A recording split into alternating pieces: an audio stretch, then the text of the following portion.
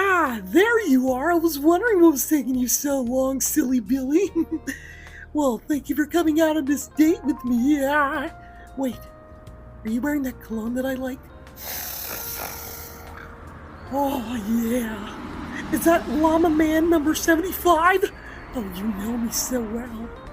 Well, you don't have the ass of Jimmy's mom, but I guess you'll do.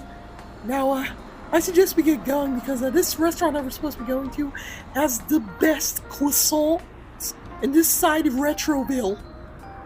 And then after we're done, if you're if you're good, I'll let you touch my scapula. Doesn't that sound like a good time? Alrighty, Boo Boo Bear. Let the fun begin. Also, don't tell Jimmy's mom that I'm cheating on her.